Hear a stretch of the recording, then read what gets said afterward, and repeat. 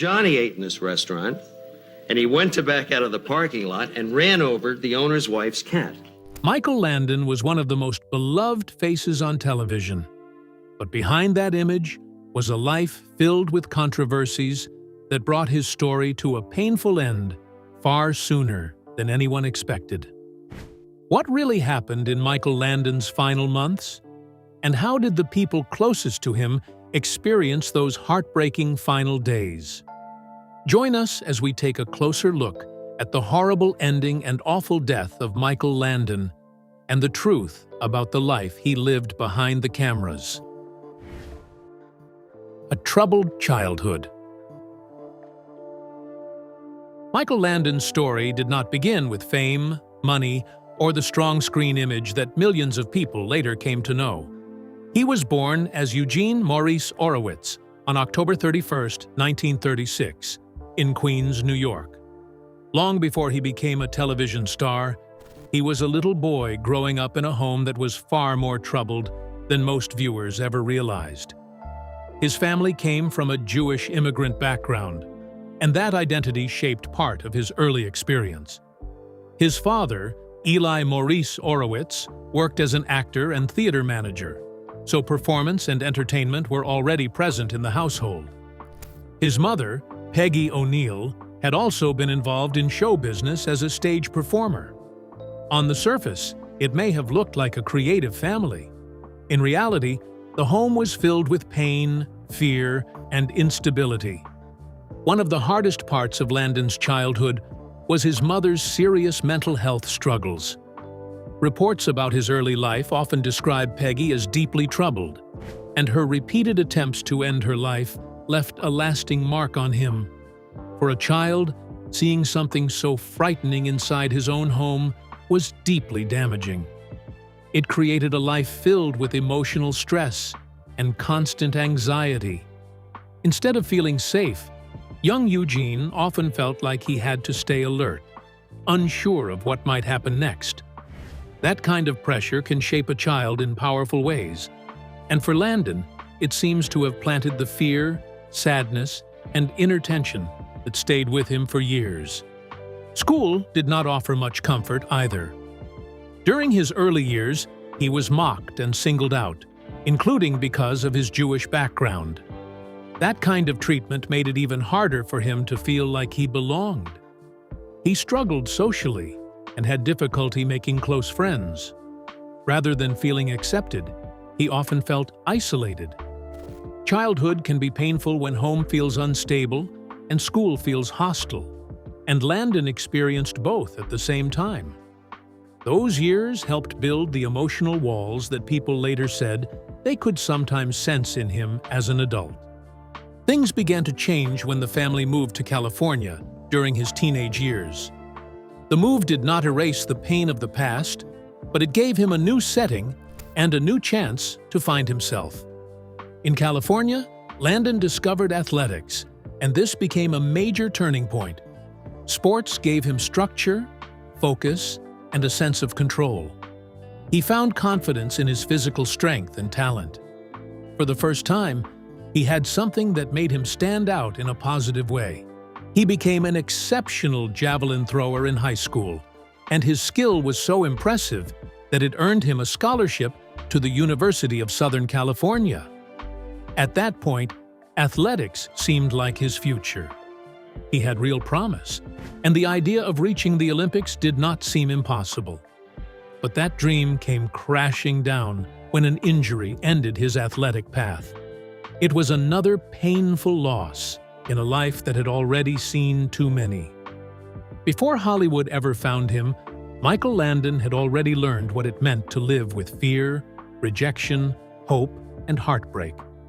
And as his sports dream fell apart, a whole new path was about to open. The birth of Michael Landon. After his athletic dream fell apart, Eugene Maurice Orowitz found himself in a difficult place. He had once seemed headed toward a future built on talent, discipline, and competition. But his injury changed everything. Leaving college meant losing the path he had counted on. And like many young people facing sudden disappointment, he had to start over without a clear plan. Money was tight, and life became uncertain. He took odd jobs while trying to figure out what he wanted to do next. This period was not glamorous at all. It was a time of searching, frustration, and trying to survive while hoping that some new opportunity would appear. As he looked for a fresh direction, he began moving toward acting. It was a major shift, but in some ways, entertainment was already part of his world because of his parents' background in performance. Still, becoming an actor was not easy. He was not handed success. He had to learn step by step, going through auditions, taking small parts, and trying to get noticed in a very competitive industry. Around this time, he also made an important personal decision. He changed his name. Eugene Maurice Orowitz became Michael Landon. The new name was simpler, more marketable, and better suited to Hollywood. It marked the beginning of a reinvention. He was not just changing careers, he was building a whole new identity. Like many actors starting out, Landon had to accept small roles before he found anything major. He learned through experience, auditioning again and again, and slowly figuring out how the business worked. Then came the breakthrough that changed his life. In 1957, he appeared in the cult horror film I Was a Teenage Werewolf. The title alone grabbed attention, and the movie became especially popular with younger audiences. It was not a prestige role, but it gave him something he badly needed: visibility. People noticed him. For the first time, Michael Landon was becoming a recognizable face. That early success also taught him an important lesson about fame. Teenage audiences responded quickly to him, and he began to understand the power of screen presence and public appeal. More importantly, he saw that acting was not just a temporary fix after losing sports. It could be his real future.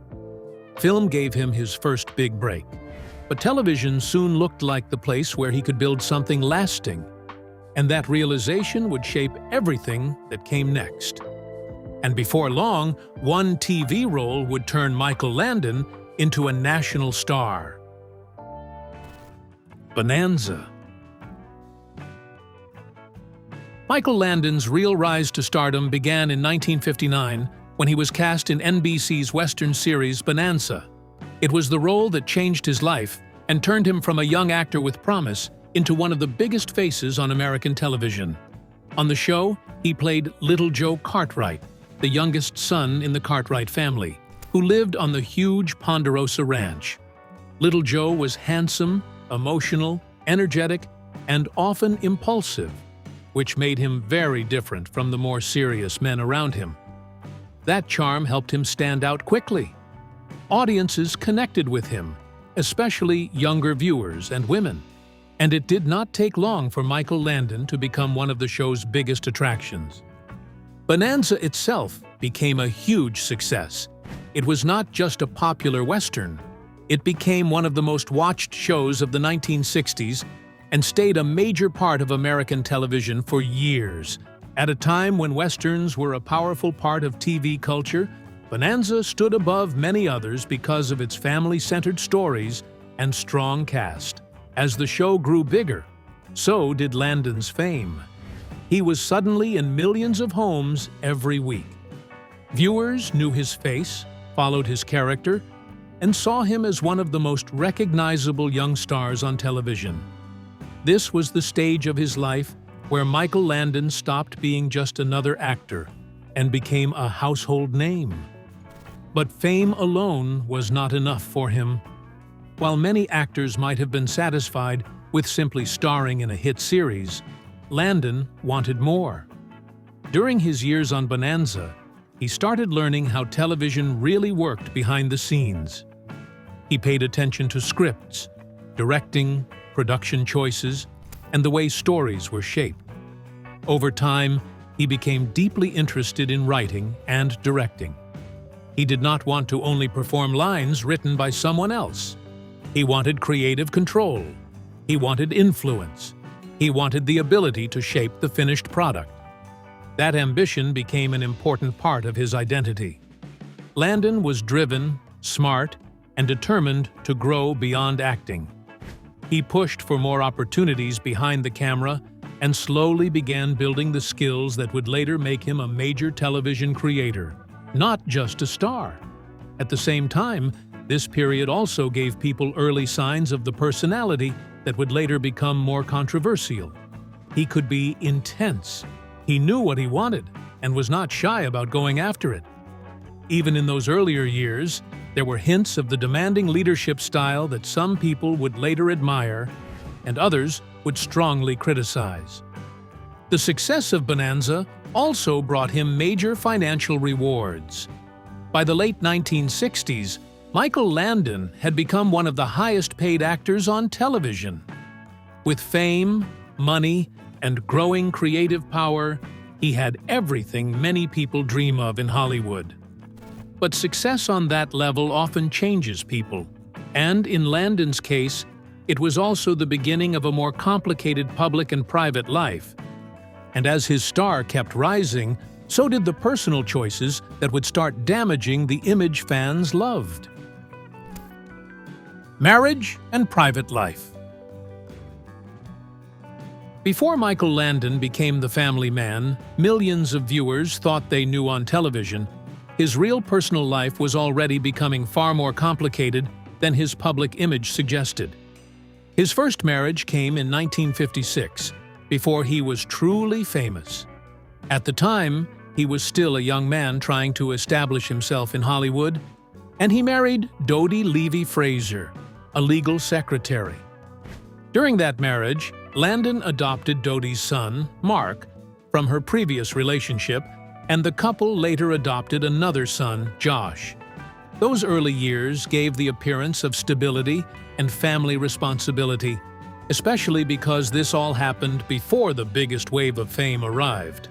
But as Landon's career began growing, so did the pressure on that marriage. The rise that started with film and expanded through television brought long workdays, public attention, and a very different lifestyle from the one he had known earlier. Fame often changes the balance inside a relationship, and in Landon's case, the distance reportedly grew over time. By 1962, the marriage had ended in divorce. Later accounts of his life have also pointed to infidelity as one of the issues that followed him through multiple relationships, though details from that period are often wrapped in rumor and second-hand reporting rather than fully documented public admissions. Not long after, Landon entered a new chapter. In 1963, he married Marjorie Lynn Noe, often known as Lynn Noe. This second marriage became the longest and most family-centered period of his adult life. He adopted her daughter Cheryl, and together they built a large household with several more children. On paper, this looked like the picture of a successful television star with a full home life. As Bonanza made him a major name and later projects expanded his fame even more, Landon's family also grew, and he became the father of a large blended family. Still, that image came with major strain behind the scenes. Television success demanded enormous time and energy. Landon's schedule was intense, especially once he became more than just an actor and began taking on creative control as a writer, director, and producer. Long filming hours, constant attention from the press, and the pressure of being a top television personality likely made ordinary family life much harder to maintain. Even when a marriage looks strong from the outside, the mix of fame, travel, work stress, and public scrutiny can quietly wear it down.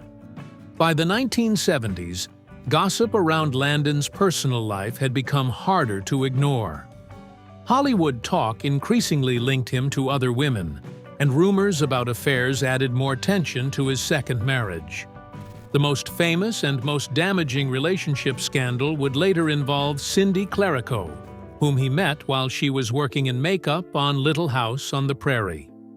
Reports consistently described that relationship as beginning while he was still married to Lynn Noe. And the fallout badly hurt his family image. His second marriage ended in 1982, after nearly 2 decades together. For all the warmth he projected on screen, Michael Landon's real private life was already becoming messy, painful, and deeply controversial. And soon, one relationship would turn all that private tension into a very public scandal. Little House on the Prairie. By the time Little House on the Prairie arrived in 1974, Michael Landon was no longer just a television actor looking for strong roles. He was becoming something much bigger. After the huge success of Bonanza, he could have stayed in a comfortable place as a familiar TV star. But that was not enough for him. He wanted more control, more influence, and more say in the kind of stories that reached viewers. Little House on the Prairie gave him exactly that chance. The series allowed Landon to reinvent himself once again, this time not only as the man in front of the camera, but also as one of the main creative minds behind the entire production. He starred in the show, but he was also heavily involved as a producer, writer, and director. That level of control marked a major new phase in his career. As the show developed, Landon became the driving force behind it. He did much more than act in scenes and deliver emotional speeches. He helped shape the show's overall tone, its family-centered values, and the way each episode connected with audiences. Over the years, he wrote dozens of episodes himself and directed many others. He had a powerful voice in the storytelling, deciding which themes would be explored and how characters would be presented. His influence reached into casting as well, helping shape the faces and personalities that became part of the series. This was no longer the career of a performer waiting for instructions. Landon was now the man giving them. One of the smartest things he did during this period was reshape his public image. On Little House on the Prairie, he played Charles Pa Ingalls, a devoted husband and father based on the character from Laura Ingalls Wilder's books. On screen, he came across as warm, steady, loving, and morally strong. He was the kind of father figure families trusted.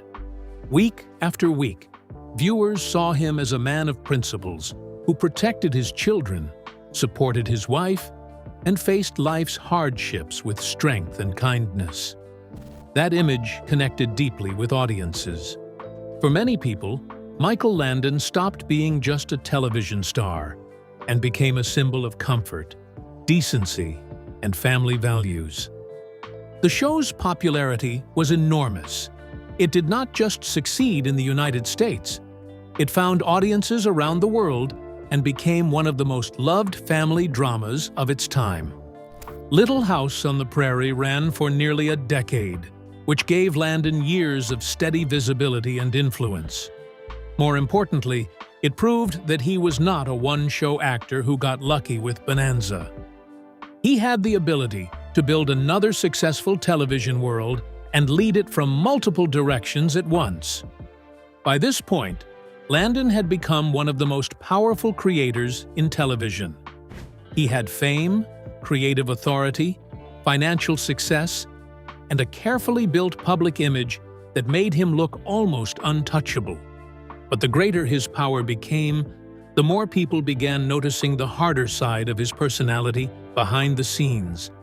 And behind that warm, fatherly image, a much harsher side of Michael Landon was starting to show. Temper and ego. As Michael Landon gained more creative power in television, his reputation behind the scenes began to grow more complicated. On shows like Little House on the Prairie, he was not only the star, but also a major decision-maker. He wrote episodes, directed scenes, and had strong influence over how the show was run. With that authority came a leadership style that many people described as demanding and intense. Landon expected a great deal from the people working around him. Cast and crew members often spoke about long filming days and strict expectations on set. He believed in discipline and preparation, and he pushed actors to deliver emotional performances that matched the dramatic tone of the show. For some people, this made him a strong leader who cared deeply about the quality of the final product. For others, it made the work environment feel stressful and difficult. Those strict expectations sometimes created tension with co-stars. Several actors later described moments when Landon's controlling personality became obvious during production. Because he held so much authority as star, writer, and director, his voice carried enormous weight. If he wanted a scene performed in a certain way, that decision usually stood. Some actors felt they had little room to challenge his choices. This imbalance of power occasionally led to frustration on set. While many people respected his talent and dedication, others quietly felt that his leadership style could be overpowering. Over time, stories began to circulate about incidents where Landon allegedly embarrassed actors during filming. Some accounts claim that he could criticize performances in front of others rather than speaking privately. For people who experienced it, those moments could feel humiliating. The stories fed a growing belief that Landon's strong personality sometimes crossed the line from strict direction into bullying behavior. Because he controlled so many aspects of production, few people felt comfortable pushing back. His dominance on set meant that most decisions ultimately rested with him. However, the picture was never completely one-sided. While some actors shared negative experiences, others remembered a very different side of Michael Landon. Several cast members spoke about his generosity and loyalty toward people he trusted. They described him as someone who protected the show and cared deeply about the people who were part of it. Younger actors in particular often said he was supportive and encouraging, helping them learn how television worked and guiding their performances. For them, he was not a bully, but a mentor who wanted the production to succeed. This mix of stories created a complicated reputation. Landon could be warm, funny, and protective, but he could also be demanding, blunt, and difficult when things did not go the way he wanted. Both sides of his personality existed at the same time, and different people experienced different versions of him depending on their role on the show. Behind the calm, fatherly character audiences saw each week, there was a powerful television figure who expected control and rarely accepted anything less than the standard he set.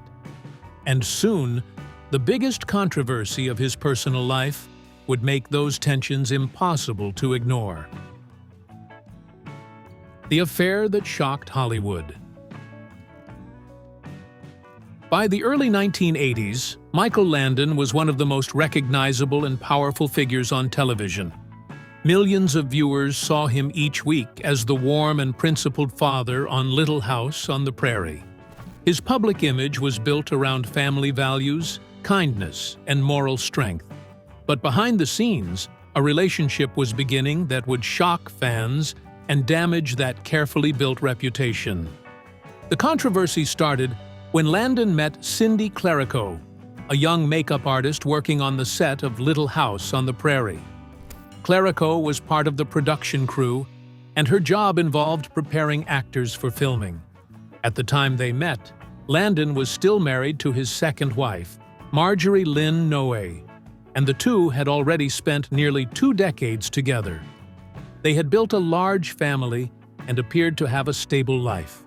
Because of this, the connection between Landon and Clerico quickly became a sensitive topic among people working on the show. As time went on, rumors about the relationship began spreading around the set. Members of the cast and crew reportedly started noticing that Landon and Clerico were spending more time together. In Hollywood, gossip can travel quickly, especially on a television production where dozens of people work closely together every day. What may have started quietly soon became an open secret among people involved with the show. While Landon tried to keep his private life out of the spotlight, word of the relationship gradually made its way beyond the studio. The situation eventually led to a major turning point in his personal life.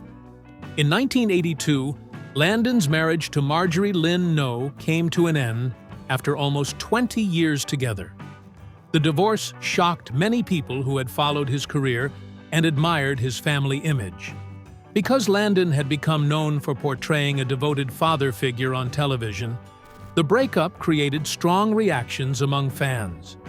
Some people felt disappointed, believing the situation did not match the values he seemed to represent on screen. Others simply saw it as another example of the complicated personal lives that often exist behind Hollywood success. Not long after the divorce, Landon made his relationship with Cindy Clerico official. The two married in 1983. Their wedding attracted a great deal of public attention, partly because the relationship had already been the subject of controversy. The couple also had a noticeable age difference, which added even more curiosity and discussion in the media. While Landon appeared happy starting this new chapter of his life, the reaction from the public was mixed. For many fans, the scandal changed the way they looked at him. The man who played Charles Ingalls, a symbol of honesty and family devotion, now faced criticism from newspapers, magazines, and television commentators. Media coverage in the 1980s often highlighted the affair and divorce, and the story became a frequent topic in entertainment reporting. Although Landon continued working successfully in television, the controversy left a lasting mark on his public image. And while his personal life was making headlines, another major change in his career was just around the corner. The shocking diagnosis.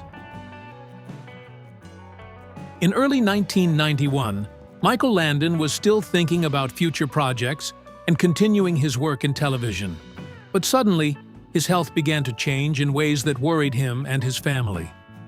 He started experiencing severe abdominal pain that did not go away. Along with the pain came deep fatigue. The discomfort became strong enough that it was clear something serious might be wrong. What first seemed like a health problem that might be treated quickly soon turned into a frightening medical situation. Landon went to the hospital for tests so doctors could understand what was causing the pain. After examinations and scans, the results brought devastating news. Doctors diagnosed him with pancreatic cancer. It was a shocking moment not only for Landon, but also for his family and close friends. Pancreatic cancer is known as one of the most dangerous forms of the disease. In many cases, it is not discovered until it has already advanced inside the body. Because of this, treatment options can be limited, and survival rates are often very low. Hearing that diagnosis meant Landon was suddenly facing a battle that few people win. Instead of hiding the illness, Landon made the decision to speak openly about it.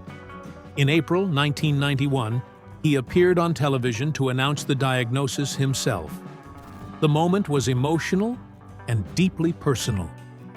Viewers who had watched him for decades saw a very different version of the confident television star they knew.